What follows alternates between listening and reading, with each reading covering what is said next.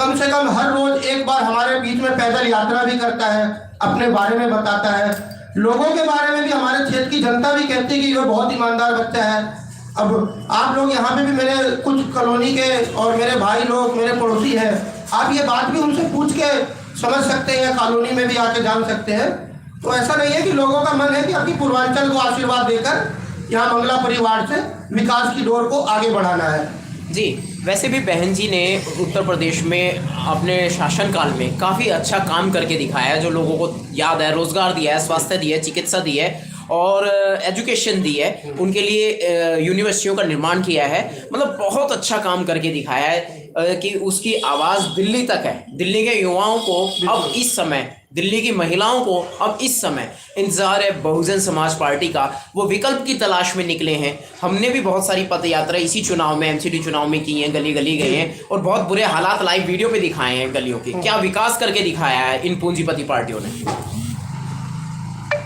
मैं बहुजन समाज पार्टी, जब उत्तर प्रदेश में बहन जी मायावती जी की सरकार थी, उन्होंने उत्तर प्रदेश में शासन, सुरक्षा, विकास, मतलब इतना विकास किया और लोगों का भरपूर काम किया, लोगों को मतलब आगे बढ़ाया, शिक्षा व्यवस्था बहाल की, मतलब बहुत सारे काम है। अब गिनाऊंगा तो अब कमी पड़ जाएंगे, समय भी कम है, जैसा आप भी समय में पाबंद है। तो बहन जी का कार्यकाल बहुत बढ़िया रहा और दिल्ली के लोगों का भी मन है कि अब की दिल्ली में भी बहुजन समाज पार्टी का जो विकास जो यूपी में हुआ है, उत्तर प्रदेश में बहन जी ने किया है, तो दिल्ली की भी जनता चाहती है कि उसी तरीके का विकास दिल्ली में भी हो।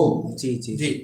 और बहुजन समाज पार्टी हमारे दिल्ली में काफी सीटों पे लड़ रही है, तकरीबन 150 के आसपास लड़ रही है और बहुत अच्छा जनता का रिस्पॉन्स मिल रहा है, क्योंकि आम आदमी पार्टी और ये भाजपा जिस तरीके से लोगों को गुमराह कर रही है। अभी एक मैं बात बताना चाहूंगा, अभी दिल्ली के हमारे आम आदमी पार्टी इसलिए चुनाव लड़ रही है कि दिल्ली से भाजपा को हटाना है, कूड़े का पहाड़ को हटाना है, इस मुद्दे पे चुनाव लड़ रही है। दिल्ली में एमसीडी में 50 पार्षद करीब आम आदमी पार्टी के भी थे।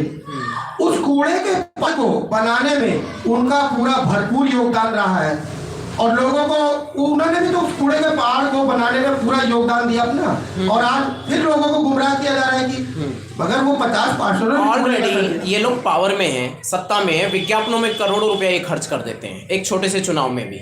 एमसीडी चुनाव से ना पीएम को फर्क पड़ना, ना सीएम को फर्क पड़ना, लेकिन फिर भी वो लोग अपनी उपस्थिति दर्ज कराने के लिए काफ़ी हुड़दंग के रूप में पहुंचे हैं लोगों के बीच में, विज्ञापनों का सहारा लेकर के, मीडिया का सहारा लेकर के, जिसमें प्रिंट मीडिया है, स्ट्रीम मीडिया है।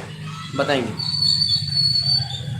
देखिए दोस्तों, मैं एक चीज बताना चाहता हूँ कि आप लोगों को कि ये चुनाव हमारे रोजमर्रा की जो जरूरत होती है, मूलभूत जो, जैसे हमारे क्षेत्र में सीवर की सफाई हुई, झाड़ू लगाना है और समय समय पे फॉगिंग करवाना है, जैसे डेंगू, मलेरिया, ये सब बीमारियां जो हमारे क्षेत्र में फैलती है। आप मुझे छोड़ दो जी, सर को दे दो। तो हमारे जो क्षेत्र में ये बीमारियां फैलती है, इसमें धुएं का है, झाड़ू है, कूड़ा है, सीवर जैसी सफाई है और डिस्पेंसरी निर्माण कराना है, प्राथमिक चिकित्सा का अपने क्षेत्र में। तो इन सब चीजों पे हम चुनाव लड़ने जा रहे हैं। तो इसमें हमारे बड़े बड़े नेताओं का तो कोई रोल ही नहीं होता। अपने क्षेत्र के प्रत्याशी को देखें, उसकी बातों को सुने, उसके विचारों को सुने, उसके व्यवहार के बारे में जैसा आप सभी जानते हैं, और इन सब चीजों को लोकल मुद्दे पे काम कीजिए। कुछ मूलभूत आवश्यकताओं की तरफ आपका ध्यान आकर्षित करूंगा।